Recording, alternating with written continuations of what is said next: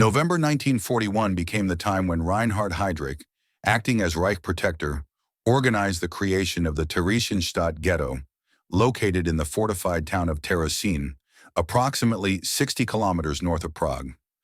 The Jews deported here initially believed it was a temporary place and hoped to return home after the war ended. However, Theresienstadt actually turned into a transit camp from which people were sent to death camps. The Nazis also established a prison in the nearby fortress, known as the Small Fortress, which became the largest place of detention in the Protectorate of Bohemia and Moravia. While the ghetto housed Jews, the Small Fortress held political opponents of the Nazi regime, members of the Czech resistance, and prisoners of war. Prisoners often suffered brutal treatment from the guards, who used sadistic methods. Besides the guards, prisoners also fell victim to violence from local residents, including a girl named Johanna Jäckel, the daughter of the Small Fortress commander, born in 1926 in Offenbach am Main. She was the elder of two daughters. Her younger sister was named Elfriede. Her father, Heinrich Jäckel, a World War I veteran and auto painter, became one of many Germans dissatisfied with post-war changes. The world economic crisis forced him to close his business, leaving the family without means of support as unemployment in Germany was high and finding new work was extremely difficult. The Great Depression, starting in 1929, contributed to Hitler's rise as a political figure. Economic decline in Germany fueled anger and fear among the population, making them more receptive to radical political ideas, including fascism and communism. Hitler found an audience by blaming Jews for economic hardships. When Adolf Hitler became Chancellor of Germany on January 30th, 1933, Johanna, known as Hana, was only 6 years old. In the same year, her father joined the SS. Hitler, as Chancellor, began actively repealing the terms of the Treaty of Versailles, aiming to restore territorial integrity and expand the Reich's borders at the expense of ethnically German lands. In February 1938, Hitler replaced the German Foreign Minister Konstantin von Neurath with Joachim von Ribbentrop, a member of the Nazi Party and former ambassador to Britain, who advocated for a more aggressive foreign policy. From this point, Germany began expanding its borders through threats of war. In the same month, Hitler pressured Austrian Chancellor Kurt Schuschnigg to sign an agreement ensuring the presence of Nazis in the Austrian government. In March 1938, Germany, assured that Italy would not oppose the Anschluss, annexation of Austria, proceeded despite Western leaders viewing it as an act of aggression. The lack of response emboldened Hitler to pursue further conquests in Europe.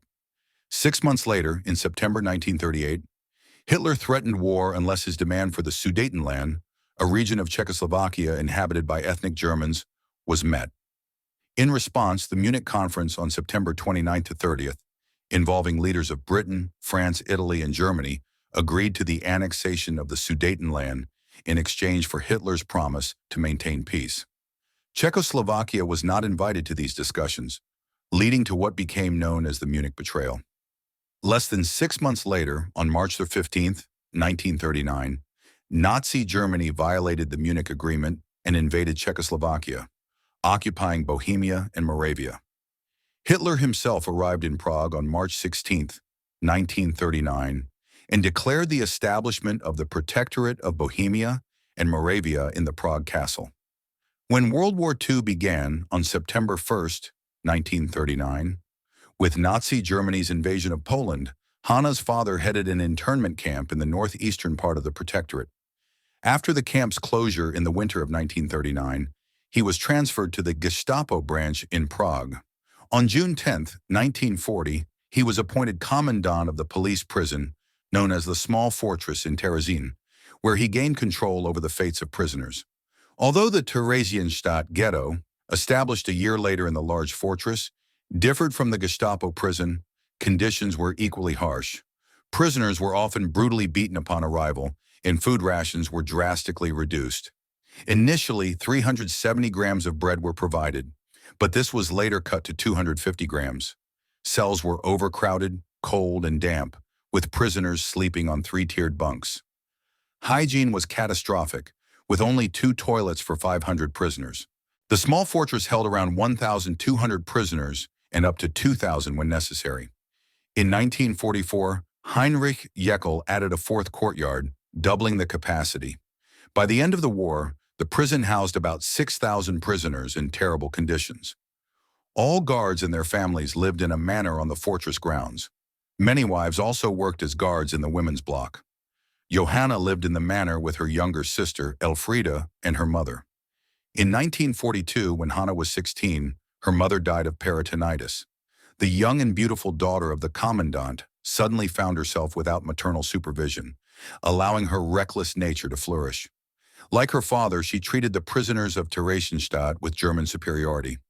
Though she did not become a guard, she took it upon herself to participate in the life of the fortress. According to a Holocaust survivor, Johanna behaved no better than her father, known for his harshness and cruelty. Heinrich ordered several Russian prisoners to build a swimming pool for his daughters. The prisoners were so exhausted they could barely walk or carry bricks. The daughters watched the impoverished Russians and taunted them by taking off their bathing suits. At one moment, when a prisoner dared to resist, Hana humiliated female prisoners and derived visible pleasure from it. Unlike her father, she sometimes showed kindness, giving prisoners extra food or clothing. However, her cruel treatment of prisoners is well documented. Witness testimony, including that of Lisa Setvoy, confirms numerous instances of violence.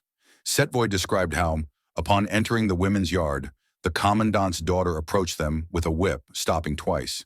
The first time, she pulled a woman from the third row and beat her until she fell. The injured woman was not from their cell, and Setvoy did not know her name. After Hana left, other prisoners carried the wounded woman away. In another scene, described by SDN Marsh, they received packages from home, but had not opened them when Kell and Hana entered the cell. Boxes lay on a long wooden table.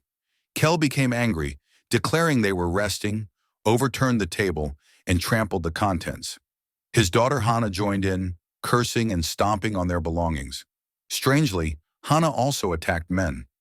Karl Solvik returned from the dining hall with a swollen face, vowing never to return. It turned out Hana had beaten him. Solvik never learned all the details but suspected Hana was drunk. After this, the boys refused to return to the dining hall. Despite not being an official guard, prisoners avoided even accidental encounters with her. By the end of the war, an epidemic of typhoid fever broke out in the prison, caused by both horrific conditions and Heinrich Kell's order to prohibit the distribution of clean clothes sent from home. This epidemic claimed the lives of nearly 1,000 prisoners and continued even after the war. Theresienstadt remained open until May 1946. Both Hana and her father faced interrogations, but while Heinrich Jäckel was tried and executed on October 26, 1946, Hana was never convicted. There are two versions of her death.